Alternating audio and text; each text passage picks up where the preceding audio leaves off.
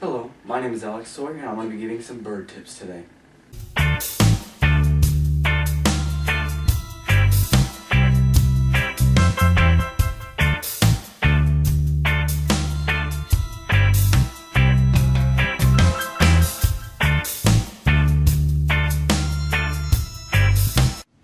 Today helping me is my cockatiel Sunny.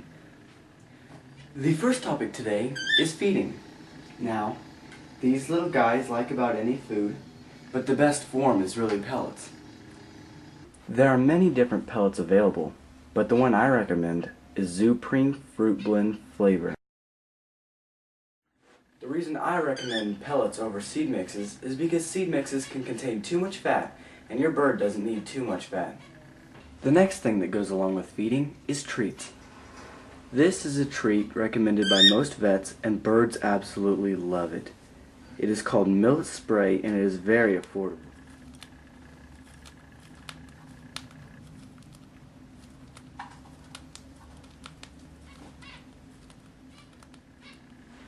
Tune in next week where I'll show you how to make the perfect bird cage for under $40.